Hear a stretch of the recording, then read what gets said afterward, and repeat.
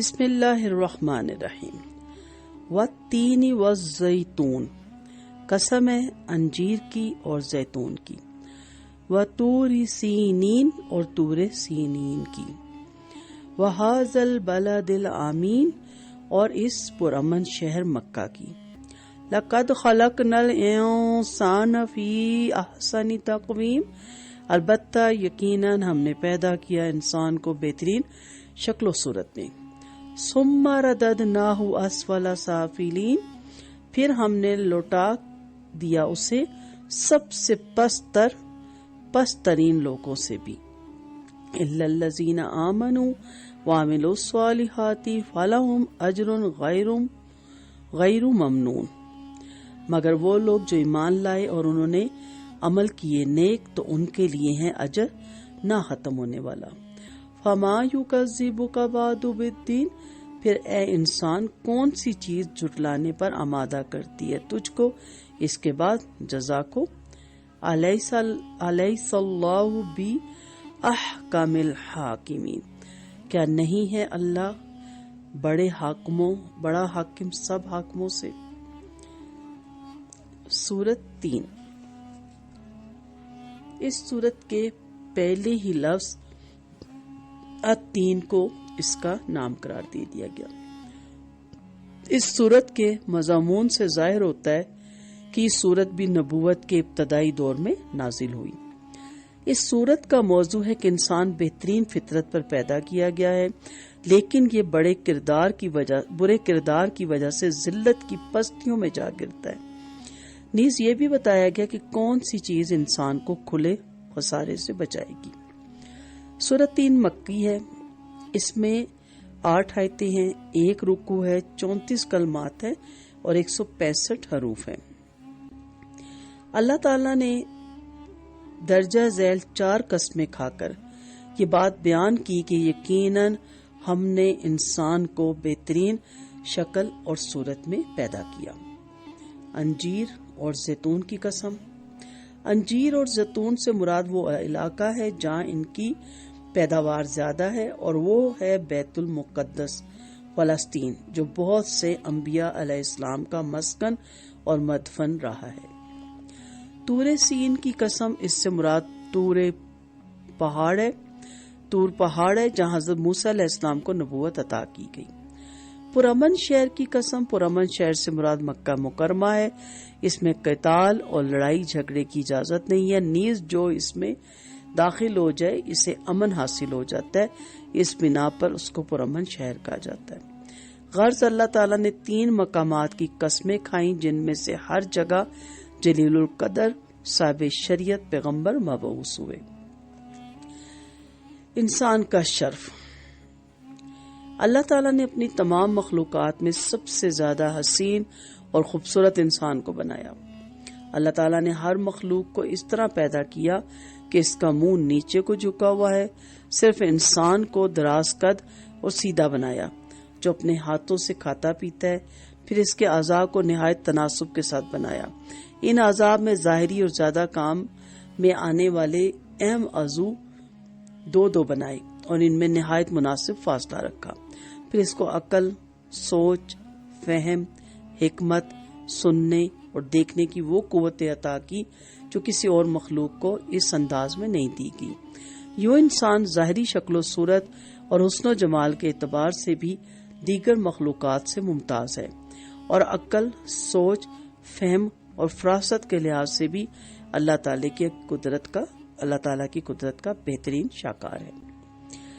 انسان کا انتہائی پستی کی طرف لوٹایا جانا، یہ بھی اس میں ذکر ہے۔ اللہ تعالیٰ نے فرمایا کہ جس طرح انسان اپنی ابتدا اور جوانی میں ساری مخلوقات سے زیادہ حسین اور سب سے بہتر تھا، اسی طرح آخر میں اس پر یہ حالت بھی آتی ہے کہ وہ کمزور ہو جاتا ہے اور عقل اور فہم کی صلاحیتیں اس سے چھین جاتی ہیں۔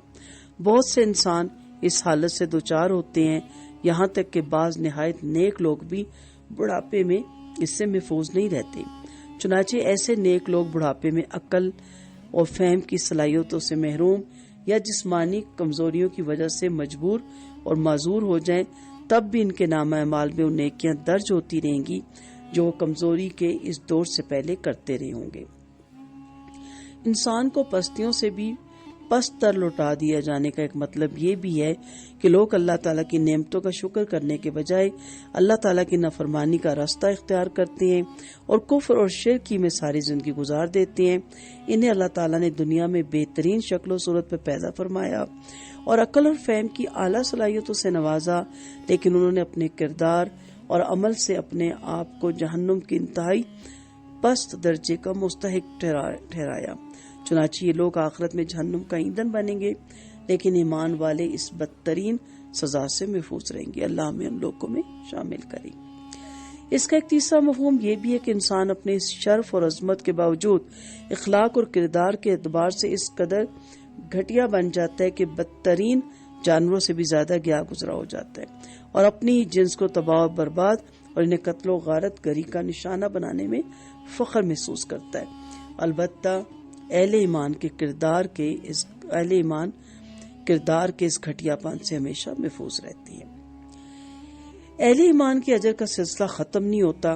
اللہ تعالیٰ نے اہل ایمان کی عظمت کو بیان کرتے ہوئے فرمایا کہ جو لوگ ایمان لائے اور نیک عمال کرتے رہے یہاں تک کہ ان پر بڑھاپا طاری ہو گیا، انہیں کمزوری نے آل لیا، تو ان کا وہ اجر اور ثواب بڑھاپے کی اس عمر میں بھی برابر لکھا جاتا رہے گا جو صحت اور جوانی کے زمانے میں ان کے نیک اعمال پر لکھا جاتا رہا ہوگا۔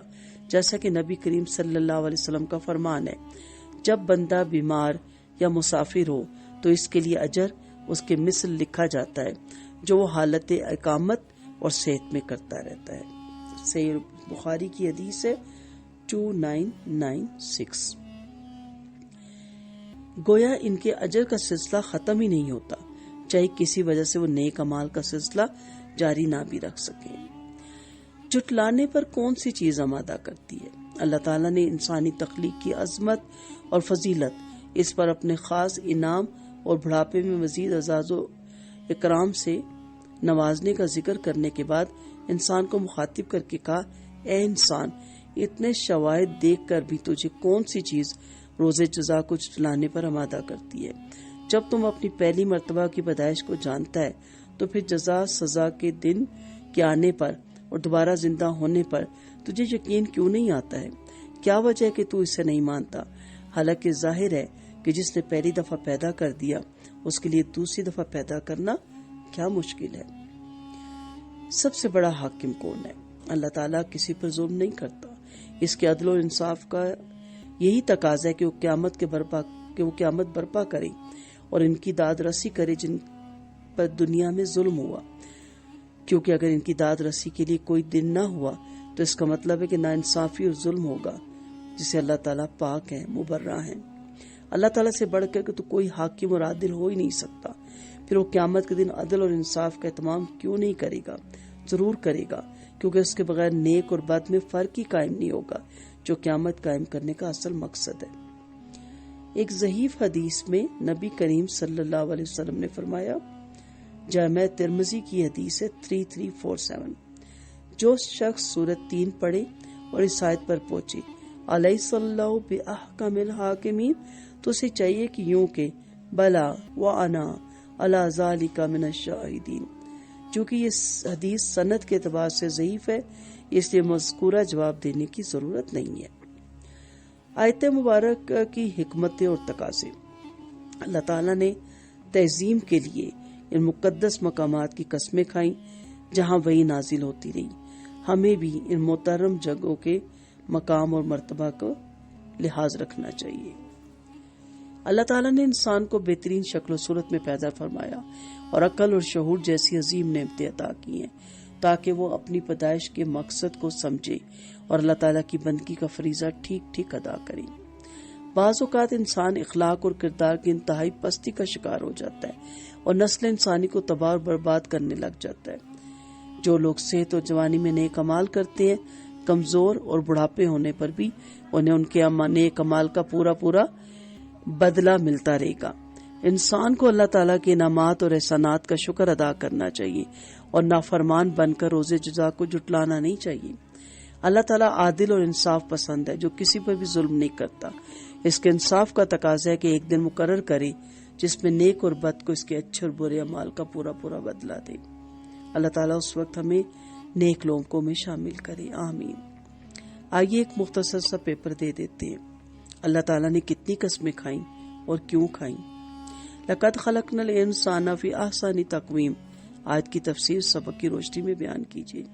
ثم رددناہ اسفل سافلین آیت کی تفسیر اپنے الفاظ میں بیان کریں۔ صحت اور جوانی میں نیک عمل کرنے والوں کے ساتھ بڑھاپے میں کیا سلوک ہوتا ہے؟ حدیث کی روشنی میں وضاحت کریں۔ قیامت کے دن کا ہونا کیوں ضروری ہے؟ تفصیل سے بیان کریں۔ درست عبارت کے سامنے رائٹ اور غلط عبارت کے سامنے رونگ کی علامت لگائیں۔ سورۃ التین مدینہ منورہ کے ابتدائی دور میں نازل ہوئی۔ انسانی عظمت کو واضح کرنے کے لیے اللہ تعالیٰ نے 3 مقدس مقامات کی قسمیں کھائی ہیں۔ جن مقامات کی قسمیں کھائیں وہ فلسطین، طور پہاڑ اور مکہ مکرمہ ہے۔ اللہ تعالیٰ نے انسان کو اپنی تمام مخلوقات میں سب سے زیادہ حسین بنایا۔ ساری زندگی کفر اور شرک میں گزار کر انسان جہنم کے نیچے سے نیچے درجے کا مستحق بن جاتا ہے۔ اللہ تعالیٰ کے عدل کا تقاضا ہے کہ وہ قیامت کا دن برپا کریں۔ سورۃ 3 کو پڑھ یا سن کر اس کا جواب دینا چاہیے۔ درجہ ذیل قرآنی کلمات کا اردو میں استعمال بتائیے۔ الزیتون، خلقنا، رددناہ، عاملو، الحاکمی۔